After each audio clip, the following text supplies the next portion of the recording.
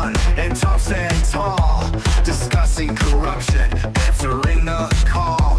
Osceola's whispers, the truth we unveil. With each podcast episode we set sail. Unsanctioned voices, we won't be ignored. Taking through lies, we strike a chord. Unsanctioned truth, we're here for the fight. Jon and Tom shining through the night. With every debate, we're raising the stakes, taking down villains for justice's sake.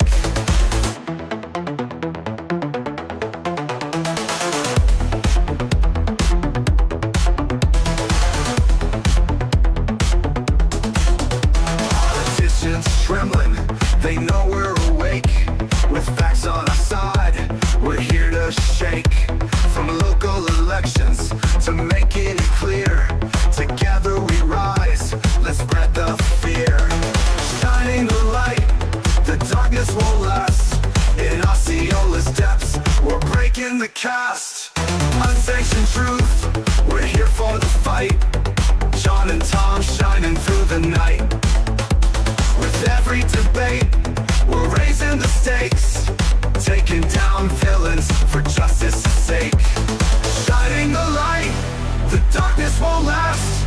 In Osceola's depths, we're breaking the cast. Unsanctioned truth, we're here for the fight. Jon and Tom shining through the night. With every debate, we're raising the stakes, taking down villains for justice's sake. So tune in each week, don't miss the show. Jon and Tom will help you know.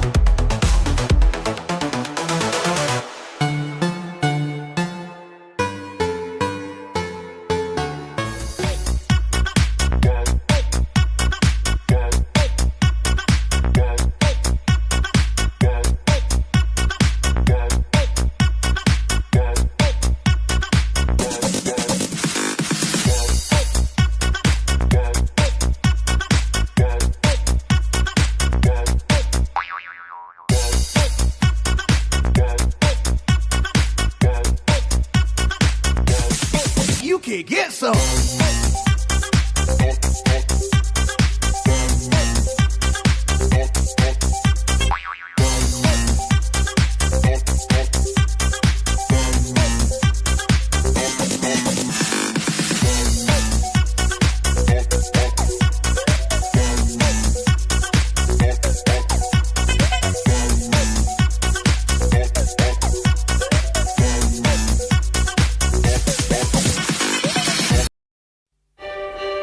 Labor Day is a day for honoring America's workers and celebrating their contributions to everything we cherish about our country. The holiday is rooted in the vibrant labor movement of the late 19th century, when labor activists pushed for a federal holiday to recognize how ordinary workers from coast to coast built America's strength, prosperity, and well-being. In the beginning, labor activists called for wider recognition with parades, picnics, and speeches. The first recorded celebration of this kind took place on September 5, 1882, in New York City. The Central Labor Union organized a day of street parades, picnics, and parties to exhibit the strength and camaraderie of the trade and labor organizations in the community. Thousands marched from City Hall all the way to 42nd Street. The practice spread quickly across the nation. In 1887, only 5 years later, Oregon became the first U.S. state to make Labor Day an official public holiday. By 1894, 30 states were officially celebrating Labor Day. Congress acted to make Labor Day a federal holiday to be celebrated the first Monday in September. And on June 28, 1894, President Grover Cleveland signed the bill into law. Though the law only made Labor Day an official holiday for federal workers, over time, the holiday spread to all 50 states, the District of Columbia, and U.S. territories. And it now applies to all state and local government employees.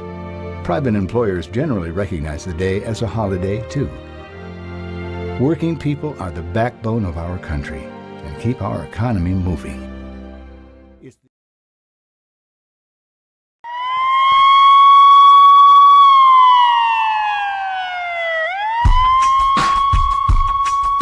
Welcome to Unsanctioned.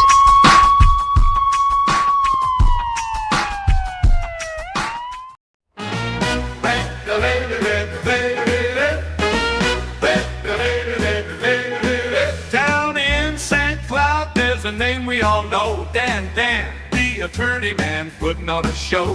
He's juggling towns like a circus, it's true. Making deals in the dark, that's just what he'll do. He's all alone, but everyone calls him the best. Making settlements, putting his skills to the test. Dan, the attorney man, saving cash with a plan. Settling cases without a court stand. In St. Cloud and beyond, he's the one they seek. With a grin on his face, he'll do it every week. Brick pavers laid down, what a sight to behold. But a botched job left the city's money cold. 10 million gone, but Cathcart still in the green. With a wink and a nod, Dan keeps the peace unseen.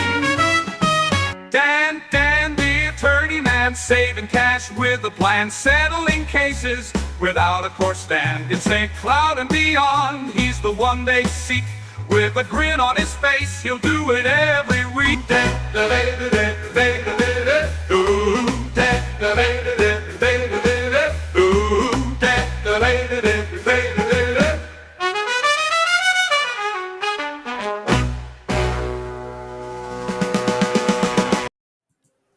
Well, happy Labor Day, John. Hey, happy Labor Day to you, Tom, and happy Labor Day to all of you guys who are watching. Also, happy birthday to my mom. So it's always a great Labor Day weekend for me and my family. My mom's birthday, so happy birthday, Mom. Welcome to another episode of Unsanctioned Florida. We have a great show for you in store. Today is Labor Day, September 2nd, 2024. What episode are we on? We are episode number 26. And John, real quick, Labor Day is all about the middle class and the working class, the poor. And, if you want your prosperity back, if you want a better life for yourself, then you need to get out and vote on November 5th. And you need to vote for President Trump. That's the only way it's going to happen. Because if you don't, we're going to have more of the same and it's going to get worse. Believe that. I mean, more of the same would feel like a huge victory compared to what I think Kamala Harris will bring to the table in the next term. Yeah. It's poverty isn't the beginning of the road. It's kind of like just a way an advanced step, right? Like first you're poor, and then you really don't care. Then you become desperate. You really don't care what they're doing in the government. And when you don't care what they're doing in the government, they take advantage and they take more and more control and more of your freedom. And I think that that's exactly why this is an intentional impoverishing of the American people. Yeah. I mean, clearly you can't go from an excellent economy under Trump in 2018, for example, and then in 2024, everybody is like running up their credit bills. Everybody is suffering. The groceries are so high where, you need to make the same degree that you work. It's a joke. So absolutely get out there and make sure that you vote for Donald Trump in that general election. Yeah, absolutely. Well, we're going to do a little prayer. Yeah, go ahead, Tom. No, I was just going to say, the video about Dan, the attorney man, celebration time because they finally paved over 10th Street in St. Cloud. If you know, that shoddy brick job was mostly 10th Street. It's also Pennsylvania Avenue, but it's mostly was 10th Street. When you drove down 10th Street, your head would hit the top of the ceiling of your car every time because the road was so poor. But they brought in Middlesex to pave it out. It's paved over now. And we can thank Dan, the attorney man, for that because he reached that settlement, even though Cathcart got to keep the majority of the money that they were paid by the city.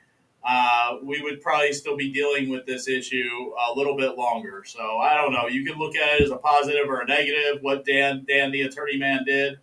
But at least you can drive down 10th Street and you're not going to need a realignment of your car way, man. This is a horrendous deal. This is not a positive outcome, not for No. the people of St. Cloud.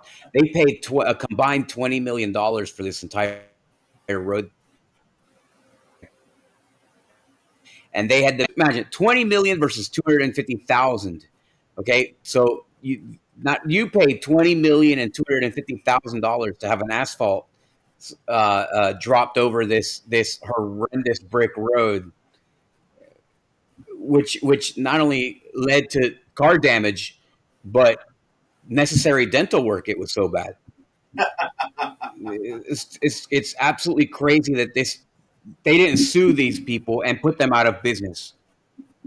Yeah, and they should have. I wonder what was happening on the back end. Yeah, and something was happening on the back end there. In order for you to come to such a horrendous deal, certainly Donald Trump would have laughed at this deal as the worst deal in the world. I'd love to hear Donald Trump's description of this deal. Yeah, I would too. John. All right, so prayer time. So let's do a quick prayer. Yeah. Lord, this is a day for all of us to celebrate the labor of not just us and our families, but our ancestors in the United States, of the people who created this country, who labored for this country, who worked in steel mills and factories and in the services and in every aspect, every sector of the economy. They worked long days, much longer than we're used to working today. They had the work ethic to make this country the most prosperous country in the world. They had the wherewithal to put their families first and to fight hard every day for everything that they earned.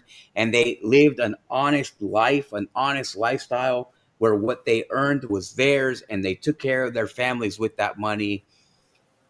Man, it'd be great to get back to a time where we could use those values that this country was built upon and have them today in our country. We need them to be more competitive, to be more whole, to be more wholesome, to be more holistic. These are the things, these are these principles that we celebrate today of work ethic and dedication to family and country is exactly what we're needing today, Lord. And we hope that you provide it to us, inspire everyone to live their best American dream while celebrating the labors of those of the past. In your son's name, Jesus Christ, amen. Amen. All right. What we got first? Let's get into Florida.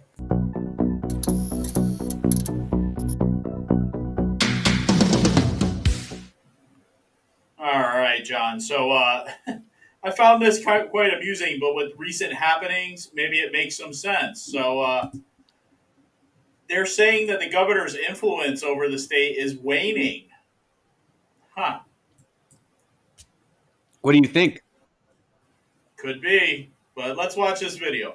Reporters about his influence over Republican leaders in Florida. Florida Democrats and political experts say the governor's ability to pass policy has been weakened following his run for the White House, but the governor disagrees with that, as you might imagine. News Channel 8 political reporter Ty Russell joining us now in studio. He has more about that, Ty. Yes, indeed, I do. Keith and Jen, Florida Democrats told me GOP lawmakers feel more confident now speaking about the possible negative impacts of some of the governor's policies.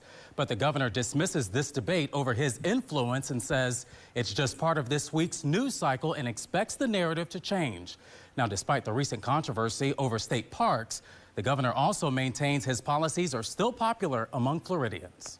Governor DeSantis is really losing his grip on Florida. Political expert Tara Newsom says bipartisan opposition to changing state parks proves that claim. When his presidential race crashed and burned, I think many legislators and voters started to scratch their head and said, are the policies that he's bringing to Florida really good for us? The governor denies ever approving the state parks plans. Prominent Republicans like Senators Marco Rubio and Rick Scott question the idea. Today, the governor ordered state environmental protection leaders to scrap any additional proposals involving state parks. Florida Democratic Party Chair Nikki Fried has also noticed a shift. His influence inside of the Republican Party continues to get diminished because, quite honestly, he's putting out policies that don't align with the people of the state. And it's finally, the Republican Party and the legislators are starting to push back on his aggressive and extreme agenda. Fried cited some of the governor's school board-backed candidates losing races, the spending controversy involving University of Florida's previous president, and restrictions on books in schools. Governor DeSantis denies he had control over the GOP in the first place Instead, he says Republicans and most voters supported many of his policies. The reason we've been successful isn't because I had a grip. It's because I was standing for things like the issue you just mentioned, like some of the things we've done with illegal immigration, like the economic policy that people recognize were good policy. The governor also dismissed this debate over his influence in Florida as just chatter. He went on to say during COVID, many people were against his policies at the time, but he says today he's being applauded for it. You know, John, no. He says that he's not. He doesn't lead the Florida GOP. I'm sorry, that's not true. And don't take your advice from Nikki Fried. If you're a Republican, you listen to what she has to say there. Don't listen to anything she has to say. She doesn't know what's going on. But we kind of do, don't we, John? Well, for sure, Nikki Fried does not have some kind of inroads into what Republicans are thinking or what they're feeling or what their opinions are on the governor. She has no idea. If she had any idea what the public was thinking, she wouldn't have gotten slaughtered by Charlie Crist in her primary for Democrats. So she had a non-Democrat win her Democrat primary against her. What does it tell you? So Nikki Fried has no idea what's going on, at least not with Republicans. Here's what is going on with Republicans. There's a war going on, and it's not just Democrats, and it's just not Republicans, and it's not just Trump versus non-Trump. It's more complicated than that. So we saw the governor run for president, right? The governor had when he ran for president, the moment that he said, I'm going to run for president, at that time, everyone in Florida loved the governor. He won by huge margins in the state of Florida. We all knew, no matter what we thought about it when he came up with his policy ideas, the day that he enacted his policies, through the time that he was running for president, everybody knew that he had been right. He did the right thing. He saved Florida from becoming California. Thank God it wasn't Gillum who was in charge, right? It was an amazing epiphany for everyone in the peninsula that said, this is a good way to go about our state. Being red is a good thing. Yeah, then absolutely. He runs for president. Yeah, then he runs for president. He lost a whole group of people who were always with Trump, and they're like scratching their heads, just saying, why? They didn't dislike DeSantis from that. It's just, why? Why run? It's too early. You had the presidency. You could have ran out your governorship, and then you could have joined his cabinet. Then you would have been like the Secretary of State. And this is what people were thinking and hoping, right? That he would have become the president in 2028. So those people were disappointed, but they didn't dislike him, right? But there are people who did dislike him, and those people are in the state legislature. So a lot of the Republicans in the state legislature, who are not nearly as far to the right as DeSantis is, were always dragging their feet. We're always like playing politics a little bit, being very sly. But everybody knew that DeSantis was a guy that carried a stick and a carrot. And he wasn't afraid to use either one of those things. So everyone was scared. Everybody was on his team. You couldn't go against. You couldn't go and endorse Trump. You had to endorse DeSantis during those times. Remember when all that was happening? They were all endorsing DeSantis. Everybody was terrified that if we did not, because it looked like Trump was going to end up in jail being indicted 100 times, and DeSantis was going to win that primary, then you just messed up with the future president of the United States. So they all went that way, that direction. And then you have all these like rhinos in Tallahassee. And those rhinos, they did not want DeSantis to win, and they didn't really want Trump to win. They for sure did not want Trump to win. And the only reason they didn't really want DeSantis to win was the policy. They did want DeSantis, the person, to get in because they were all chipping in. They were all paying in. All the donors were going with DeSantis. Everyone was like helping DeSantis financially to get in. Well, now DeSantis, the presidential dreams came to an end. And all those people who were, chipping in, giving their tithes to that presidential run, they still have their hands out. They're like, well, we gave. You got 2 years of being governor to make sure that we get paid back all of our investment in you. And they're trying to make that happen. And that's what this park thing was, I think, right? Although I'm not saying that it's the worst idea ever. Am I for it? No. But they tried to push through and be like, you know how you tell your kids, like, oh, here's a piece of candy, but really it's like a medicine, and they put it in their mouth, but then they spit it out right away. Well, that's what they were. That's like their behavior in promoting this whole thing that they had with our state parks. It wasn't like, hey, we're thinking about this. We're looking to re-envision what our state parks look like. We want the public to be involved. No, it was like, oh, here it is. Oh, you guys don't like it. You spit it out. Okay, well, fine. Now we all look like fools. But the real fools here are Florida voters who allow these people in Tallahassee to have the supermajority, and that supermajority means that they can overrule the governor, they can overrule all the other pressures, and these state legislators don't have America's best interest at heart. Right now, they are controlled by lobbyists, they're controlled by special interests, they're controlled by development, and those are the people running the show. So we loved it when Ron DeSantis was governor and Ron DeSantis was in charge, and we love the policies of Ron DeSantis. What Ron DeSantis is realizing is that it's not his name that we liked. We actually liked his policies. Now that it's the lobbyists and the special interests who are in control of his policy making, nobody likes it. Yeah. And that's taking his popularity down. And so that's really the issue, I think, at stake in terms of him losing his grip on control. But there's no excuses because he could have it. He could manhandle the RPOF because people are still with him before they're with the legislature. Right? So the common grassroots guy, if Ron DeSantis if he reclaimed his position as the prince of the grassroots, then everybody would fall in line behind them and the state house would have to do whatever. They would just be hanging on to survive through his governorship. But I mean, I don't know. The DeSantis that we all were surprised by and we were all in awe of his leadership during COVID, it's weaned since. It's like he's been discouraged because of his presidential race failing. So I don't know. Yeah, I mean, John, like I felt deceived when he ran for president because it was like, we just voted for you for another 4 years for governor. Now all of a sudden you're dropping out. You want to take on Trump. And we know the people that were in his ear. We know that they were never Trumpers. People are telling him that Trump was not going to win, that he was done, he was finished. Yeah, you're the new, your second coming of conservatism or whatever. I felt deceived. I know many people felt deceived. And it's been hard to accept the governor back. Yes, we liked his policies. Yes, we liked him during COVID because he kept us the free state of Florida. He kept us open. But some of the moves that he's done in between, some of the things that he's done that we know about, like the Fred Hawkins deal, for example, some of the things he's done here in Osceola County where we live that we know about, no, it's a turnoff for us. We don't accept it. It's not what he did in Osceola as much as what he did not do in Osceola, right? Like he allowed our county to be taken over and kept and held onto by all these people. These people were his supporters, so he's paying them back. But basically, those people are screwing the people of Osceola County, and he allowed the people of Osceola County to be victimized by his supporters, like Fred Hawkins, like the Mike Horners, like all these people who are this establishment in Osceola County, control everything, and so the people are pretty upset about it, and I think that was a bad sign. The moment that he endorsed Fred Hawkins months after removing him from office was a really bad sign.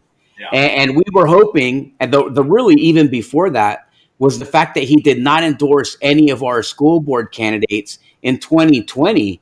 If he had done that, we would have saved our entire county, right? Yeah. And we would have been the ones like saying he's the greatest governor in the world. Instead, he let them all get killed on the battlefield. Then he supported the guys that killed them, not the guys that were actually on the battlefield, not like he killed the Democrats, but he was supporting the Republicans who were like all these swampy people who killed us in our backs, right? Who shot the guys in the back. That was rough. That was hard to take. And so, I mean, I don't know about I don't know. Here's what we do know. Here's something else, right? Fred Hawkins, when he got in trouble for impersonating the cop, right? He helped him. And then he gave him that university job. Yeah. Right? Now we're seeing a whole bunch of people get in constant trouble because the liberals are after them and he's allowing them to be taken out. But he helped Fred Hawkins. You know, I mean, so you're letting these people who, I don't know, we're seeing Carolina Amesty, which we'll talk about. We're seeing Paula Stark get attacked, right? But why aren't they protected like Fred Hawkins is? If you're going to protect one, why not protect them all? Yeah, and I right? think that was the sign that we noticed is like when he removed him from the county commission because of the impersonating a police officer. We were like, yes, you know what I mean? We were so happy that we saw that justice was being served. But then, you know, less than 6 months later, he endorses him for state house. I'm just like, what? What happened here? And that was the first, just like you said, John, the first sign that there was something wrong here. So I don't know. I'm still glad that he's our governor, and I'm sure you are too, John, because you know we have that freedom here in Florida that we wouldn't have in other states. But still, his influence in these areas, I think it's waning. Yeah, there's a big difference between his policies and the special interest policies, right? And you can tell that the people do not like the special interest policies. They like his policies. So the more in special interest policies we see, the less people like him because he's in charge. We look at him as he's in charge. Yeah. Well, we did touch on that park story, John, and a little bit more about that. I guess we could talk about that. The governor is pulling back on this state park development plans, at least for now. Here's a little video explaining what's going on here. Parks across Florida appears to be dead, at least for this year. After intense pressure from the public and bipartisan pushback, the governor said today that the plans for pickleball courts, lodges, and even a golf course may not be revived. Fox 13's Evan Axelbank is in the newsroom now with what the governor had to say about the projects that included parks in Hillsborough and Pinellas counties, Evan. Yeah, Allie, the governor said today that the state would follow the wishes of the public after the plans were hit for their potential impact on the environment, animal habitats, and the serene feeling that state parks provide. He also said he didn't know about them until they were leaked to the press. After days of emotional protests, the governor tried to quiet speculation that state parks might become places for pickleball. A lot of that stuff was just half-baked and it was not ready for prime time. At least for now. They're not doing anything this year. They're going to go back and basically listen. If they listen to protesters who were at Honeymoon Island State Park on Tuesday, Save our parks. There won't ever be pickleball courts at that state park, or disc golf at Hillsborough River State Park, or a 350-room lodge at Anastasia State Park in St. Johns County, or a golf course at Dickinson State Park in Martin County. The governor insisted Wednesday that he was not aware of the plans until they were leaked, which he called a politically motivated hit. Here's the thing. I'd rather not spend any money on this, right? I mean, if people don't want improvements, then don't do it. If there does need to be improvements, we're not going to take away any green space. You know, we have an existing footprint. The Sierra Club, which spearheaded statewide protests on Tuesday, the day originally slated for public meetings about the plans, doesn't take the governor's backpedal at face value. The original intention was to reschedule them. It's not fully scrapped until it's made very clear by DeSantis that the plan is canceled. So we're going to continue to be very vigilant and also provide oversight. Organizers say the dust-up over the parks was as striking of a political fight as Florida has seen in recent memory, given it galvanized both Democratic and Republican elected officials against the proposals. Protecting our environment, our quality of life, the special places that Floridians go to for recreational opportunities to be outdoors really is the thing that cuts across the political divide. Yeah, and I have to agree, it does cut across the divide. I know many environmental Republicans or Republicans that are concerned about the environment. I mean, me and you both. We are concerned about overdevelopment here in Florida and the environment. Now, the rumor is that this plan for these golf courses, hotels, and things on these state parks was devised between Governor DeSantis, Jack Nicklaus's son, and Tiger Woods. Now, that's a rumor. I don't know how much truth there is to that, John, but I'm glad this is not happening, at least at this point.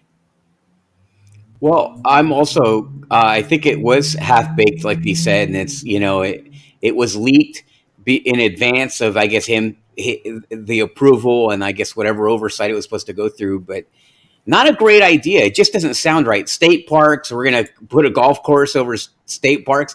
Terrible idea. Like, you got to learn when something's going to go bad, right? Like, you got to be able to visualize some of this stuff. Imagine just, here's our park, you have an alligator and you have a river or a creek or something. And, we're going to pave all this over so that we can plant short grass on it so that you guys can golf. And I'm a golfer. I love to golf. But I mean, that's not why. Why not do it right there? Why not redevelop like that at Kmart in downtown Kissimmee, like we talk about all the time, right?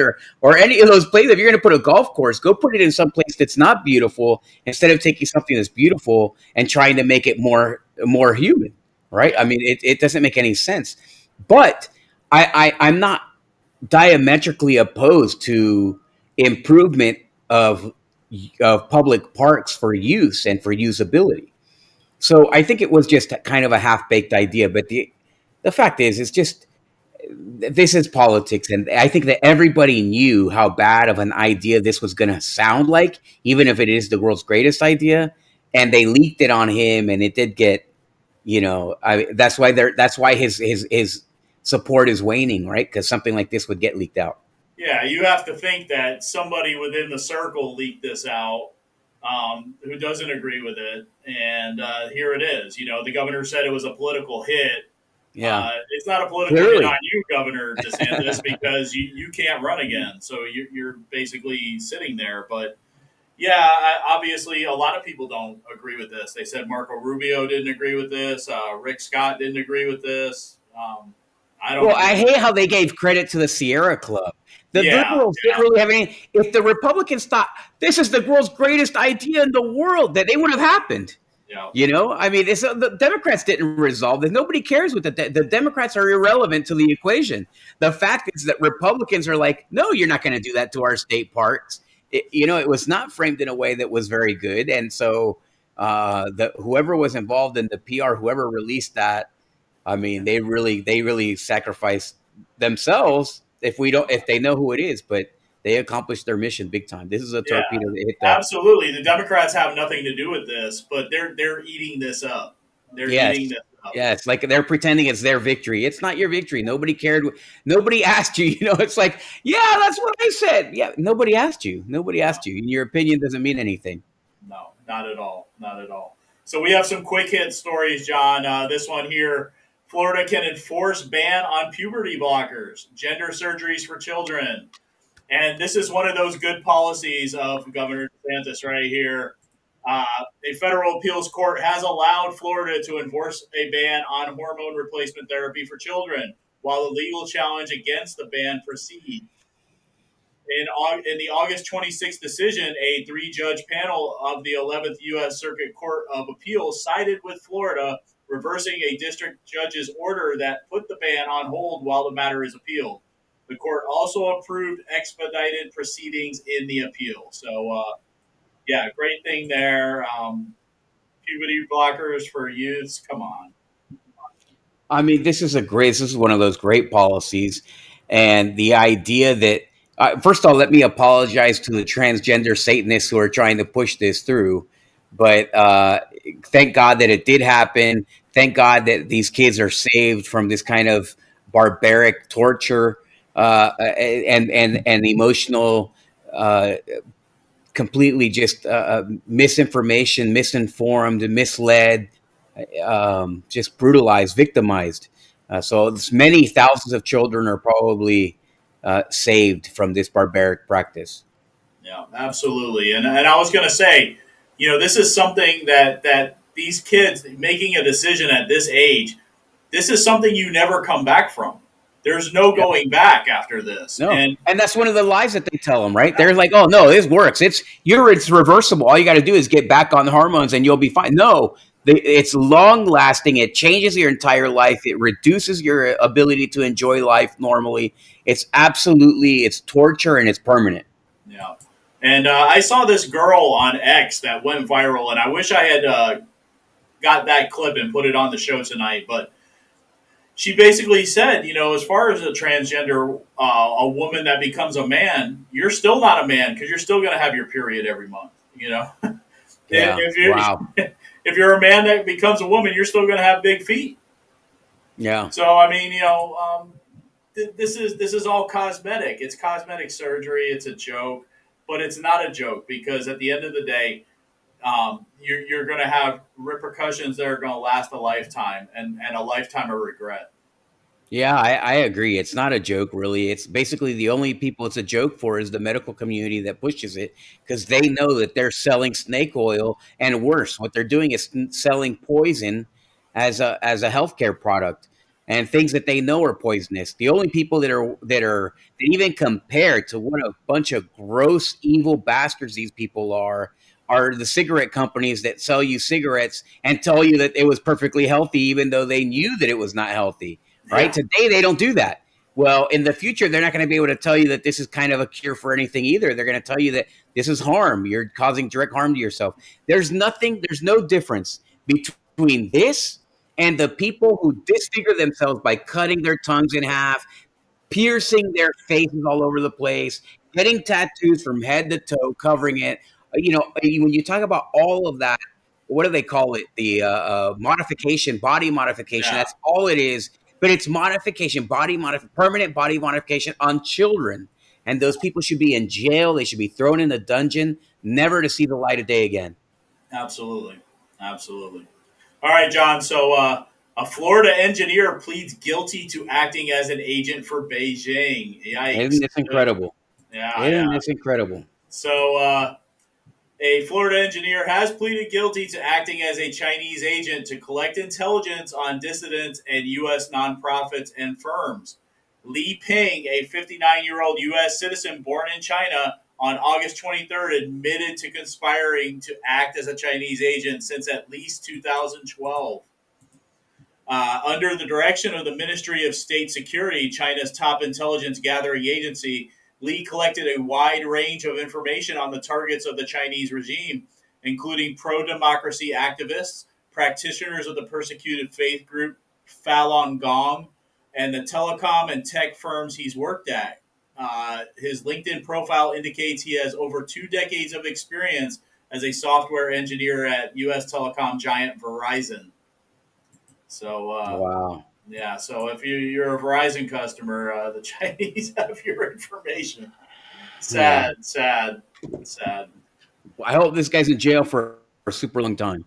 Yeah, absolutely. And so we still, all those people who are like, I mean, the mayor of St. Cloud, the former mayor of St. Cloud, or the outgoing mayor of St. Cloud, that guy's friends with a lot of these groups that are, I mean, I don't know, that the community has talked about potentially being risky. Yeah. So yeah. I mean, took a free trip to China. So I mean, yeah. So would he be one of these people that is being manipulated to? Who knows? I mean, but it's sad that. I mean, if you look at some of these finance reports, I mean, they're strange. Yeah, absolutely. Ain't that the truth, John? All right. So over in Hillsborough County, 148 people arrested, minors rescued in a human trafficking operation. Thank God they rescued these. About 148 people were arrested. This happened on August 20th. The operation resulted in 2 17-year-old girls and 5 adult women being freed. They are recovering with the help of organizations formed to help trafficking victims. And let's see, what else was there? The sheriff's office has human trafficking specialists, but for the operation, which started on April 29th and lasted 102 days, the department increased the manpower dedicated to targeting human traffickers. So thank God, that these disgusting. 2 17-year-old girls and these 5 adult women got freed from a life of absolute misery. Absolute misery. Yeah, slavery, modern day slavery, right?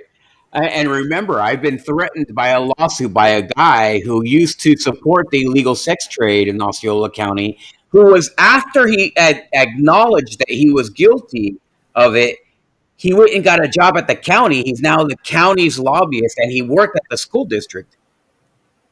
So how does that happen? How does somebody who's involved in this illegal sex trade serve anybody in any capacity whatsoever in Tallahassee?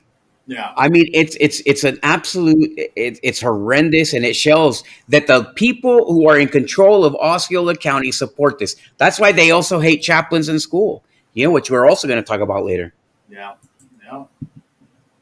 It's true, John. All right, so Foot Locker has moved their headquarters from New York to Florida, John. Yeah, talk about a no-brainer. Footwear and sportswear retailer Foot Locker is shifting its headquarters from New York to Florida, with cost-cutting playing a key factor in the decision. No kidding, right? In March last year, Foot Locker introduced its Lace-Up plan, aimed at reshaping the company's real estate footprint and propelling growth. To further support strategic progress against the Lace-Up 2 plan, Foot Locker is also announcing that it will move its global headquarters to St. Petersburg, Florida in late 2025, the company said in an August 28th statement. So there you go. Foot Locker is on the way to Florida, John. So first of all, I'm not surprised at all that they moved to the West Coast. The West Coast is really a wonderful part of Florida. You know, why didn't they come to Central Florida?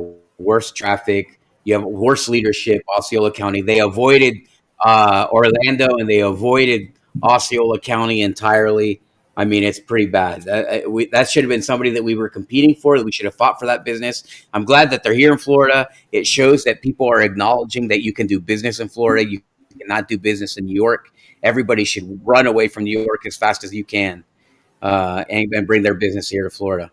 Well, I think you can see, John, that the places in Florida that are moving closest and fastest towards those leftist New York policies is Orange and Osceola County. So Yeah. I don't blame them for going to the West Coast. Absolutely. Yeah, of course not. Yeah. All right, John. They would chase them away. Yeah, right.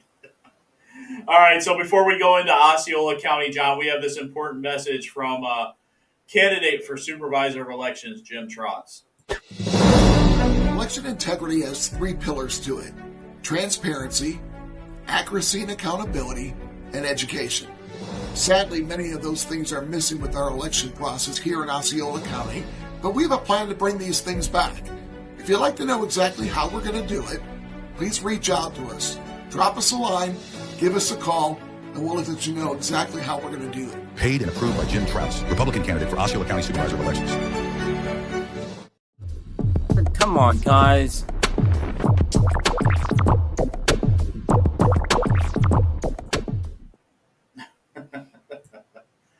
All right, John. So first up, this isn't really an Osceola story, but the implications of this are going to affect Osceola County without a doubt. The Mormon Church subsidiary is asking Orlando to grow more than 52,000 acres. We have a video on this. Watch this. Annexing Deseret Ranch in East Orange County. Glad you're with us. I'm Lisa Bell. And I'm Matt Austin. You're watching News 6 at 5:30. If you're a longtime Central Floridian, this may be nothing new, but the city has been floating the idea of annexing this space just south of Christmas since at least 2008, but it hasn't happened to this point. Tonight, News 6's Laverne McGee is looking into their latest request to annex this property and why things could be different this time. The owners of Deseret Ranch have filed an application for an annex for 52,000 acres of its land, which is a huge area. Farmland Reserve, investment arm of the Church of Jesus Christ of Latter-day Saints, owns this huge area in between the Orlando International Airport and the Space Coast, and it borders Osceola County. They want to annex the portion of it that's under the jurisdiction of unincorporated Orange County with the city of Orlando. I reached out to the owners for an interview, but they would only provide me with a statement. Putting this Deseret Ranch property under a single municipal government will avoid the piecemeal planning of the past. We look forward to working with the city of Orlando. Timing is very critical in this issue because there's going to be a vote in November that would give people living in Orange County the choice on having Orange County approve annexations. Right now, they don't have a say in the matter. I also reached out to Orange County for their reaction. They gave me a statement from Mayor Jerry Demings that reads in part, "I want our residents to know that if property owners have the right balance in protecting the environment and responsibly managing growth in a sustainable way that works for everyone, they should not fear Orange County's vision for growth management." I also stopped by the city of Orlando. They have a process for making decisions on these type of annexations. It does take some time and there is a process. I asked them for an interview, but they also decided to provide me with a statement instead. The statement reads in part, "We would prefer not to have these decisions made in such compressed timeframes, but given the circumstances imposed by the county and our obligation to protect the best interests of our taxpayers and residents, we must review these applications and make a decision on them before a county charter amendment might go into effect." Laverne McGee, Getting Results, News 6. All right, so I love that they're putting it on the ballot for the citizens to vote whether these annexations can happen. Jerry Demings, though, saying that you should trust Orange County's vision. Come on now, Now, yeah, who's going to trust Jerry Demings? I trust his wife with a pistol more than I trust Jerry Demings with the future of Orange County. And we all know that she lost her pistol, her duty pistol. Yeah. But here's the reality. The problem is that Orange County is trying to slow growth or control it. That's not to say that they're doing the right thing. They might be doing it for different reasons than you would, right? For example, in Osceola County, there's one singular reason why they might try to control growth, and that's so that they can get more money from the developers before they allow the growth to go through. It's not because it's going to be good for the neighborhood. It's not going to be good for the county. It's not going to be good for our future or our kids. It's purely a process of how much revenue can I generate from the developers. Now, if Orange County is doing the same thing, then what happens is that they're tired of it. They're going to bypass the county and they're going to go to the city. Now, I do know one person at the city. Jim Gray, city commissioner for Orlando, is a tremendous guy. I would trust him with development. He understands it. He knows the implications. He's beyond intelligent guy. He's extremely capable. He's super honest. I love the guy. He's great. I would trust that guy more than Demings. Now, if I were a citizen of Orange County, want you to bypass the county and go there, I'd want you to go with, the enemy of my enemy is my friend, right? And so maybe the county slowing down development is a good thing, but the ballot measure, what it does is that it requires the citizens to vote in order to allow the annexation by the city. And I don't know if it's the citizens or if it's actually a county approval. So if you're saying that the Orange County, so Jerry Demings has to approve whether a city gets annexed a portion of land, I would say no. I would vote no on it because I wouldn't want Jerry Demings. Why? Who's involving him? Yeah. Okay. So if that's the case and it's the county that's going to be able to vote on it, then forget it. You know what I mean? I thought they were saying the citizens, but then again, it is the citizens. But through the county. Yeah. No. Yeah. So if it is the citizens, right? If it was a direct vote to allow them to do it, I think that's a good idea, right? That's a great idea that we should probably do here as well, right? Like if you live in District 5, you should be allowed to vote before the city council members annex a portion of of the county. That's a great idea. Yeah. But would you trust Brandon Arrington with controlling growth or with who gets to be annexed and who? No, I would not. I would not. So if you're putting it in their hands, I would say forget it. Don't do it. And make no mistake about it. You saw the size of this. It's the size of a city. All right? And that's larger. That's the intention, is that they're going to make a city out of it.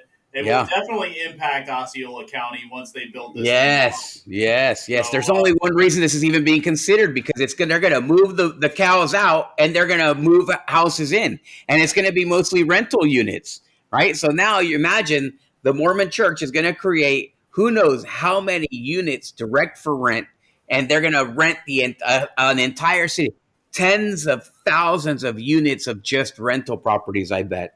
And I mean, they want to. Here's the thing: I'm not saying that it's the union, that the church is doing anything wrong, or that the developers are doing anything wrong. They're just doing what their business models tell them to say. They're doing what their shareholders are demanding. This is really for the elected officials to control and to make sure that it's in the benefit of the people. These private companies, even though you always hear me say like the developers are doing this, the developers own the politicians, the developers. What do you expect? Right? If you own a body shop, then you're gonna get a car. You're gonna fix a car to create a profit, right? It's a revenue stream, and that's what the developers are not doing anything wrong. That they're doing exactly what their business model tells them. No. It's the elected officials that are supposed to stand in the way of things gone crazy. And the fact is, in Osceola County and Orange County, we have nothing but a bunch of cowards who can't stand up and can't say no, and who are so greedy that they're willing to sell out their neighbors in order to make something happen for themselves. Yeah, it's true and unfortunate, John. Yeah. All right, so this story, John, Florida Representative Carolina Amesty indicted on forgery charges by grand jury. And this is a sad story, John. We both know Carolina. Here's the video. For fraud, Representative Carolina Amesty represents parts of West Orange County, including the Disney area. Yeah, she is out of jail tonight. News 6's Treasure Roberts looks at the charges against Amesty and what it could mean for the Republicans' re-election effort. Around 12:30 Thursday afternoon, Carolina Amesty turned herself into the Orange County Jail. Just a few hours later, she bonded out. We reached out to her about it, and her team sent this statement. It reads, "This prosecution, initiated just a few weeks prior to absentee ballots being dropped, is based on misleading reports from a partisan newspaper about a notarization of an employee verification background report. The truth of the contents which have not been questioned in any manner." Representative Amesty calls for a speedy trial, looks forward to her day in court, and is confident of her public vindication. She's facing 4 counts of felony forgery charges. The state attorney's office says the charges against her are connected to evidence showing she knowingly notarized the document with the forged signature. That was back in 2021 when she served as an administrator at Central Christian University, a nonprofit school run by her family. Prosecutors say she stamped her notary seal, verifying she witnessed the man signing a form claiming he was employed at the school even though he did not work there. Prosecutors say that man's signature was fake. Thank you, Mr. Chair, Vice Chair, ranking members, and committee members for the opportunity to present before you all this morning. Representative Amesty's term is up November 5th. She's running for re-election, though, hoping to keep her House District 45 seat. We checked the Florida House rules to see what happens when a sitting representative is arrested. The rules say the member indicted may request the Speaker to excuse the member without pay from all privileges of membership of the House pending final adjudication. If a member pleads guilty, at the discretion of the House Speaker, they may be suspended immediately without a hearing. News 6 reached out to the Florida House of Representatives and have not gotten a response yet. In Orange County, Treasure Roberts getting results, News 6. Yeah, so, she's innocent until proven guilty. We know that the Orlando Sentinel has gone after her mercilessly since she's been elected. And supposedly it was this investigation that the Orlando Sentinel did that kicked this off, John. Andrew Bain said he's going to be fair about this. That's why she did get arrested and bonded out. It's crazy.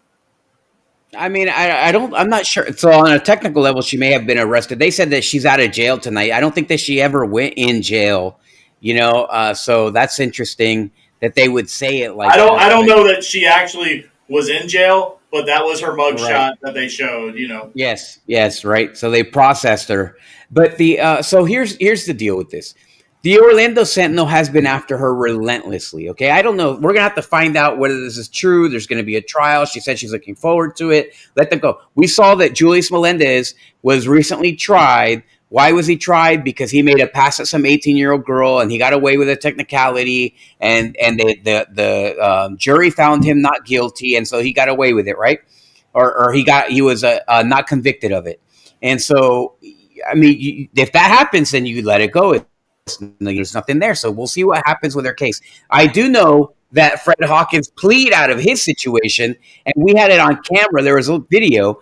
They just let this guy, the guy who supported the illegal sex trade, Mike Warner, they let him off when they when he had a battery charge against him, and it was on tape, right? It was recorded. So, but they're not helping her.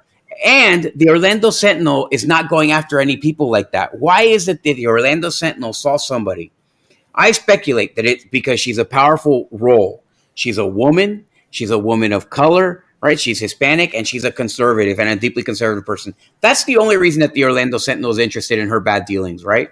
Every occasion, occasionally the Orlando Sentinel will come in, do a story about a Democrat and whatever. But what about Mary Jane Arrington? They're not touching her. They know now. They're on notice about Mary Jane Arrington.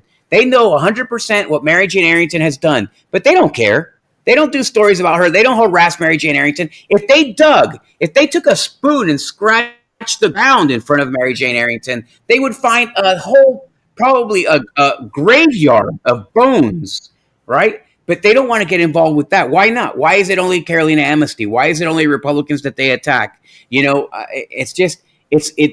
have no credibility. They have no credibility. And believe me, I have far more reason to trust Carolina Amesty than I do the Orlando Sentinel.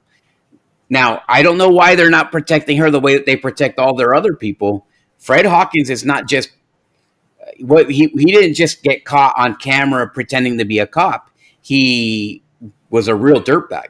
Yeah, And so, he manhandled that security person, right? I don't know exactly what happened that part. I just remember seeing the video where he holds up and he's pretending that he's a cop holding his badge up and stuff, right? So I don't remember exactly. I don't know, but he pled out like this. They gave him a deal super fast, and and before it was gone before he knew it. Now he's the president of a college. A guy who's an absolute moron who has a 4-year degree is now the president of a college. Give me a break. That's what we're talking about. We're talking about the things that really came back to bite DeSantis. That's one of them. Well, I'm wondering if what's happening with Carolina Amesty right now is revenge. For the endorsements and all that.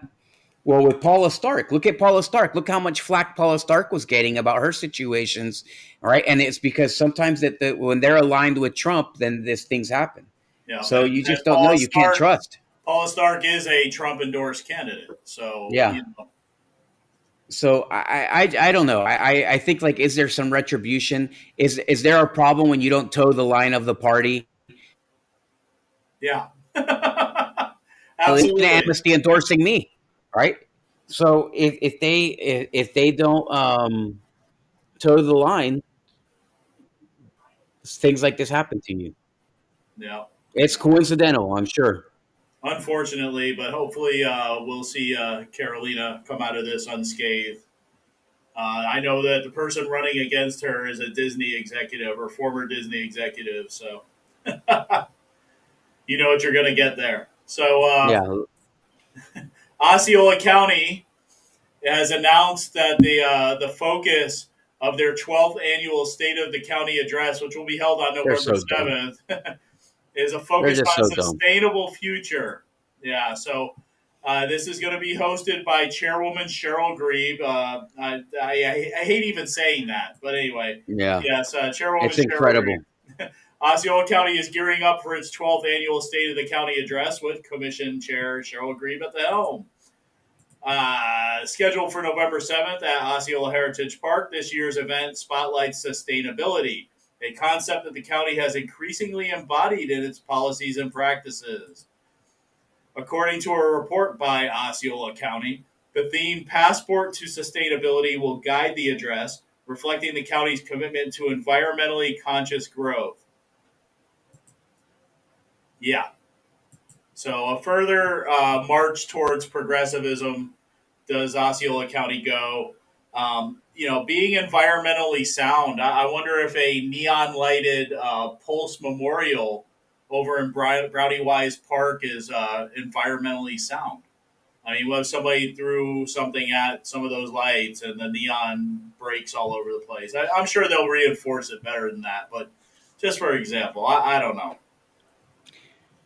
This is BS. These guys are so dumb. I'm trying to think of a better way to put it, a more articulate way to describe the policies of the Osceola County.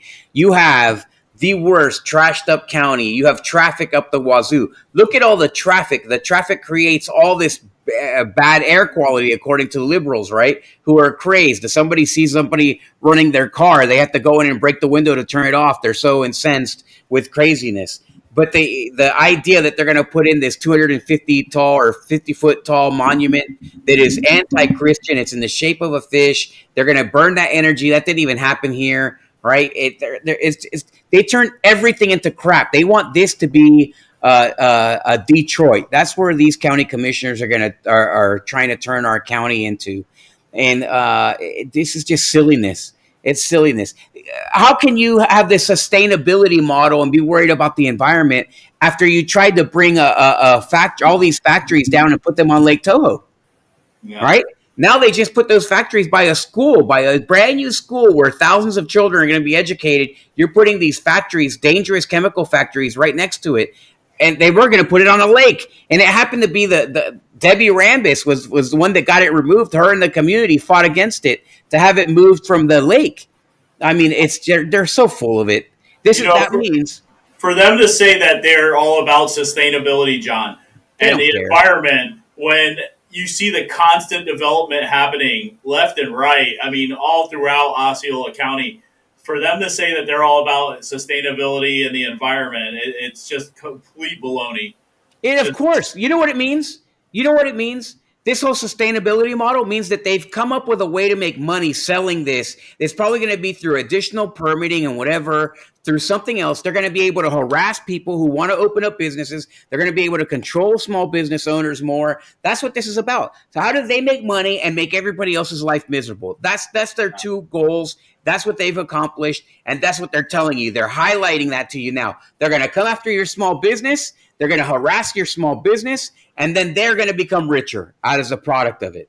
I mean, it's not clean air. The byproduct of all their efforts are they get richer. Yep. And I'm wondering how much Green New Deal type stuff is going to come out of this State of the County address. Well, it is a Green New Deal. It's a Green New Deal, but green is money in this situation. It's not nature. And these guys are going to take it. It's a Green New Deal for the county commissioners. They're all going to become richer. Who's going to be the biggest contractor when it comes to making sure everything is green?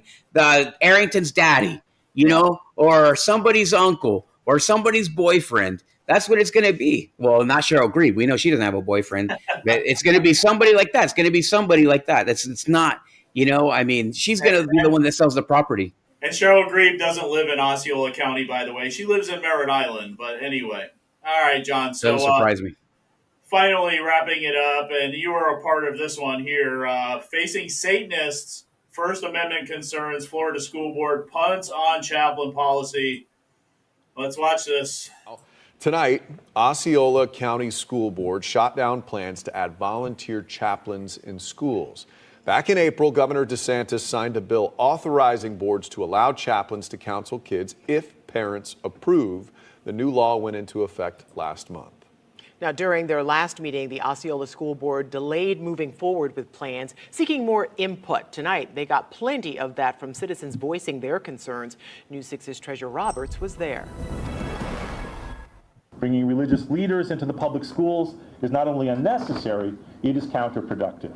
We need God back in, because ever since they removed him, all we've seen is death, destruction. There was passion on both sides at Tuesday night's Osceola County School Board meeting, where implementing voluntary faith-based chaplains in schools was up for discussion. Are you prepared to provide readily available chaplains to meet the needs of the entirety of the diverse student body of every school? Many speakers considered the proposal a liability and claimed the Christian faith would overshadow all others. After signing the school chaplain bill into law, he declared that Satanists would be disallowed. Ask yourselves, if you knew that 100%, almost 100% of these chaplains were going to be Muslim or of a pagan faith, would you still be implementing this policy? Some say students need access to spiritual guidance no matter their religion. As a Christian, I would support chaplains from all religions that meet the requirements of the state statute. District 3 Board Member Jon Arguello said people against the policy are spreading disinformation and fear-mongering. He even bashed the district. If there was a student who came up here asking for, hey, I want to be chemically castrated because I'm a transgender ideologist, the school board members on this dais would pay for the Uber to send that student to go to the clinic.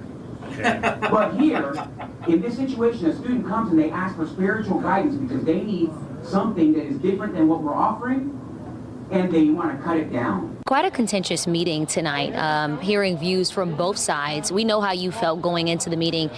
How do you feel about the outcome? We didn't know what to expect. We didn't know that it was going to go to a vote because it was a discussion item, but I'm glad to see that it failed mightily. Since this motion failed, Osceola County School Board members tell me this school chaplain policy won't be discussed at future meetings. In Osceola County, Treasurer... Wow, Treasure Roberts is everywhere, isn't she? Yeah. But, I want to point out a couple things before I cut to you, John. Lucian Greaves was there. This is the head of the Satanic Temple, the Satanic Church.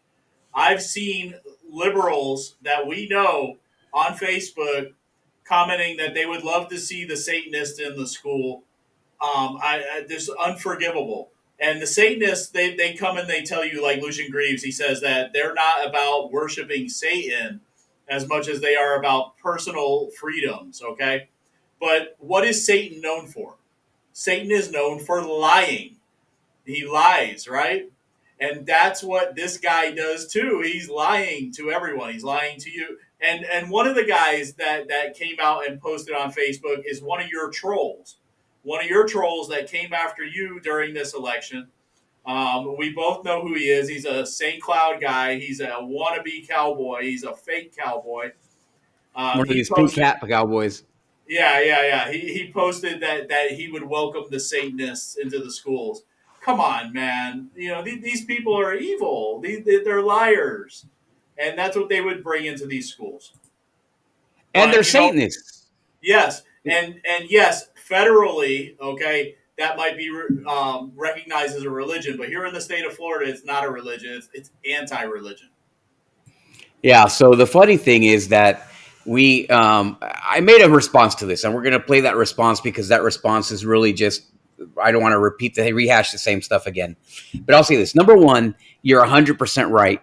Of course, they're going to say, "Oh no, Satanism's not about Satan." Why do you even bring the two together? It has nothing to do with it. We're all about personal freedom. We're all about anti-Jesus, but we don't have really any. We just use it as a joke to say Satan. Of course, that's what Satan would use. And then why are they using the tools of Satan to promote all this? They're using lies. They're using deceit. So if they're using the tools of Satan and they're using the name of Satan, that's what this is. And the school board majority is teaming up with Satanists in order to defeat the chaplain program that the governor came up with. And the school board member, can't even remember his name. You know, he's not even worth remembering. Can't even fight. He doesn't do nothing. He's worthless. He's just as bad as Robert Bass. Robert Bass was just an empty suit and a bald head up there who had absolutely zero value and brought zero value to the equation and didn't accomplish a damn thing except whatever the development wanted, right? And this is what Scops Ramsey is. I mean, what a horrendous demonstration of how much you're willing to fight for your community because it was zero. Is Scott Ramsey going to fight for you? Obviously not. He couldn't fight for the most important. This is the most important thing going on in school districts. He never showed up to a school board meeting, never fought over the books, never fought over a damn thing. And now all of a sudden, here, it's Satan versus chaplains in our schools. Which one do you want in our schools, Satan or chaplains? And the guy sounds like a mouse. I mean, it's pathetic. Pathetic. But you're 100% right. The Satanists, of course, they're going to say, "Oh, no, we're not really Satan. It's coincidence that we're here representing Satan." No, these are Satanists that are here fighting for a program, and they have more influence over our schools than you as a parent, than you as a community member, than you as a taxpayer. And it's just sad that we would tolerate it for a second. They should have been down at that schoolhouse. They should have been down to that school board office, and they should have had pitchforks and torches to make sure that they implement this program and that they keep those Satanists out. And that's why the Satanists are there. That's why the parents are not there. And that's why our kids are having so much trouble, because the community needs to step up and make this happen for them. And they said, "Oh, this is not going to come back up." Yeah, it is going to come back up. It's going to come back next meeting. It will be there. We're going to be talking about this program, and it's a big deal. You better step up. I'm not going to surrender the public schools to Satanists, which is who we essentially have on the school board meeting. Just like the Satanists lie, so do these school board members. They're liars too. And in my opinion, if they're representing Satan on that dais, then they are Satanists themselves. Yeah. Let's watch a video here. I did a thing here, and we're going to watch this video. Go ahead and say what you're going to say, Tom, and then you can cue in the video when you're ready. I was just going to say that all these Satanists that came to that meeting were not from Osceola County. They were from somewhere else. So for them to come from somewhere else, come into Osceola County and influence decision within Osceola County, it's a sad, and you know what I say? You know what I say about liberals all the time, right? Elitist liberals. This guy Lucian Greaves or whatever his name is, that's his fake name. His real name is something else I can't remember. But anyways, he's been tied to white supremacy also. I got a law enforcement that came to me. So the liberals, they of course, it makes perfect sense. These elitist liberals, they to defeat the chaplain program, which teaches tolerance, the tolerance of like humanity, right? Because what are liberals all about? They hate Jesus Christ. They're pro-Satan. They hate harmony amongst people, so they want white supremacy, and they're a bunch of deceitful liars. I mean, that's them wrap up, and that's our school board members wrapped up in a little three-legged stool. But let's watch this. Let's watch this. My rebuttal to what they decided. All right. Hi, this is School Board Member Jon Arguello. Tuesday evening, the school board majority chose to ally with the Satanic Temple instead of with students, parents, and community members from Osceola County. The large majority of Osceolans think that it's a great idea to have a chaplain program, including our own superintendent, Dr. Mark Chanoff. And so does the governor of Florida, Ron DeSantis. However, due to the school board majority's own personal ideologies and anti-religious views, they teamed up with transgender radicals, anti-Christian bigots, and yes, the Satanic Temple to kill the program. It's no coincidence they used the tools of the devil to kill the program, including lies, fear, and deceit. Every year, our kids are hurting more and more. The further our families grow apart due to technology, societal pressures, and leftist ideologies, the more emotional and spiritual support our students need. This is the single largest act that proves the school board majority of Osceola County does not care about your kids, but only their political careers, their represented special interests, and their own ideologies. So let's talk about what's true. Number one, this program does not cost the district a cent. There are exactly $0 going to this chaplain program from any other program in our district. Number two, there is zero chance that your student is going to be pressured, preached to, or even inadvertently exposed to religious views you as a parent did not approve of by any volunteer chaplain. Number three, regarding the myth that chaplains are untrained, unqualified, or unable to provide spiritual guidance. This is what chaplains do. Our guidance counselors aren't the only solution. And I'm not saying get rid of guidance counselors who are working hard to combat the mental health crisis that we have in our schools. I'm just saying, why not add to our repertoire? Number four, the chaplain program will not be discriminatory. Every and any faith can participate where a parent approves their student to seek the guidance of a specific individual chaplain, be it Hindu, Jewish, Buddhist, or Christian chaplain. And if there is a sick and twisted individual who wants their child to seek the chaplain services of the Satanic Temple, perhaps one of the school board members themselves who teamed up with them to kill the program, then so be it. These chaplains are not going to be on our campuses full time. The way I envision the program is that there would be a list of all the OASIS approved, background checked, qualified volunteer chaplains willing to serve on a list from which any student with permission from their parents and through a approved process set up an appointment using a procedure set up by the schools and the superintendent to seek that guidance. It's not some tricky program. Our kids are hurting, and it takes a real monster to pass by a child, to realize or see the evidence of their pain and ignore it because you don't like the potential cure yourself because of your bias. That is what your board majority has done, and they should be ashamed. Faith is not taboo. Faith is not a gimmick. Faith should not be controlled or exempted or vetoed by a school board member ever.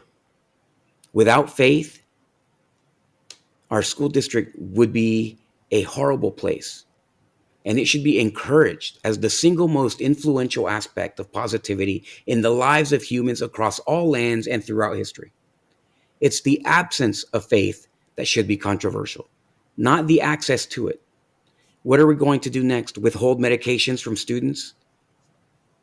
If you want to improve the academic performance, if you want to improve the working conditions of our teachers, if you want to cultivate an environment of quality and compassionate humanity, then implement this program.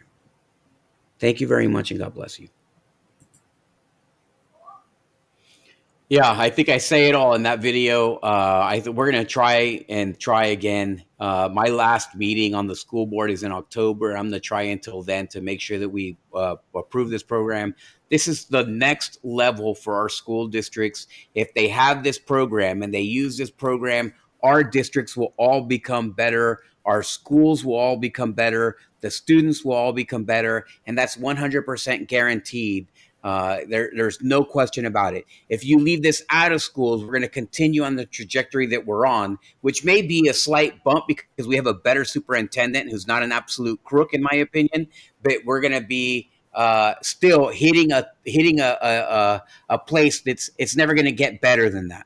And our kids deserve more than that. They deserve to be. We talk about holistic education, and we talk about the kids having better access to mental health, and we talk about all these things that we want for our kids, but do it, then it's not going to happen. It's that simple. And so I don't think that we should be listening to Satanists. I don't think that we should be listening to liars. I don't think that we should be listening to crooked politicians. We need to make this happen for the community. Yeah. And I'm glad to hear that you're going to keep bringing this up, John, because, yes, we would like for every true religion to have a representative at a school. The likelihood of that happening, but that's I think it will. I think it will. I think it will happen. I think that once it's going to get, of course, the majority of the chaplains are going to be Christian because it's the majority of the church. The majority, but they're going to come and everybody's going to start signing up and they're going to start participating. And then you're going to see real discussions and understanding about faith. And it's going to see how it impacts student lives. And that's what the school district doesn't want to see, that we've been lying all along, saying that keeping faith completely away from schools makes it better. It doesn't. It makes it worse. There's no doubt about that at all. Yeah, that's true, John. All right. So that is it, John. We're wrapping up at 1 hour and 16 minutes. All right. Thank you so much for watching another episode of Unsanctioned Florida. We'll be back this coming week, throughout this week. Thursday or Friday, right, with America? So, yeah, Thursday. Let's do it Thursday. Thursday, America, Unsanctioned America. And that should be a great, great show also. We're going to do our best from now until then to make sure that we have some good content for you. Until then, thank you. God bless you. Thank you for watching. Make sure you like and share. Absolutely. We'll see you on Thursday.